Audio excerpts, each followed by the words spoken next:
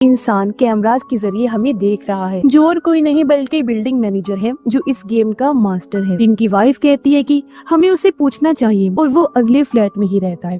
सब मिलकर दीवार तोड़ते हैं और उसके कमरे में आ जाते हैं, लेकिन वो ये देखकर दंग रह जाते हैं कि बिल्डिंग मैनेजर मरा हुआ है। उसके दोनों हाथ काट दिए गए थे और आसपास खून बिखरा पड़ा था। उसके हाथ भी वहाँ से गायब थे। मार्विन को उल्टी होती है और वो वॉशरूम चला गया। तब उसकी वाइफ भी पीछे जाती है। टिम की वाइफ भी घबरा गई। तब टिम उसे शांत करता है, लेकिन वो भी रूम से बाहर चली गई। टिम बिल्डिंग मैनेजर का फोन चेक करता है, जिसमें इस दीवार की बहुत सारी तस्वीरें। फिर सब लोग दोबारा जमीन तोड़ना शुरू कर देते हैं। टिम की वाइफ उसे एक न्यूज आर्टिकल दिखाती है जिसमें उसी आग का जिक्र होता है, जिससे उसे लगता है कि जरूर इन सब के बीच में कोई कनेक्शन। अचानक जोर से जमीन टूट जाती है, जिससे टिम, मार्विन और उसकी वाइफ नीचे गिर जाती हैं। टिम की वाइफ नीचे आकर उसे संभालती है, जबकि मार्विन और उसकी वाइफ भी खुद को संभाल लेते हैं। बूढ़े आदमी की पोती भी तैयार होती है नीचे जाने के लिए। बूढ़ा आदमी उसे बंदूक देते हुए कहता है कि वो अकेली जाए, मैं यही रुकूंगा, लेकिन उसकी पोती जबरदस्ती उसे ले जाती। ये जब नीचे पहुंचे तो एक आदमी हाथों को उठाए हुए वहाँ आता है। अपने बारे में बताते हुए कहता है कि मेरा नाम यूरी है और जो इस फ्लैट में रहता था वो मेरा दोस्त था और मैं कुछ दिन के लिए उसके पास रहने के लिए आया था। वो पूछता है कि वो लोग जमीन क्यों तोड़ रही हैं,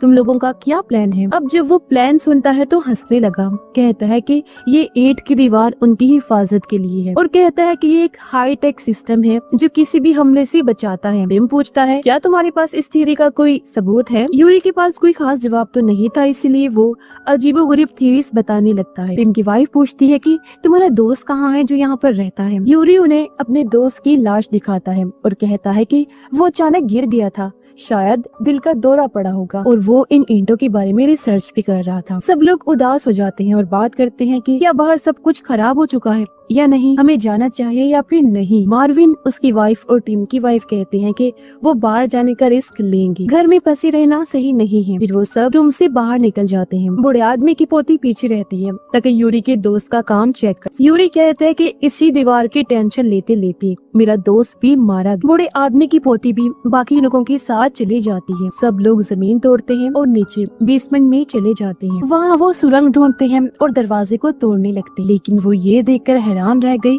कि उसके पीछे भी वही ईंटों की दीवार मौजूद है। मार्विन गुस्सा होकर हथौड़े से दीवार पर मारता है। टिम उसे रोकने की कोशिश करता है। बूढ़ा आदमी गन उस पर तान देता है शांत करने के लिए। मार्विन कहता है ओके ओके अब सब ठीक, लेकिन अचानक बंदूक छीन कर दीवार पर शूट्स कर देता है। गोलियां दीवार के पास रुककर वाइब्रेट करने लगती हैं। टिम चिल्लाता है कि सब झुक जाओ। सब झुक जाते हैं और गोलियां उनके ऊपर से गुजर गई, लेकिन बूढ़ा आदमी सही टाइम पर झुक नहीं पाता और एक गोली उसे लग जाती है। उसकी पोती फौरन पास जाती है और सबसे मदद मांगती है।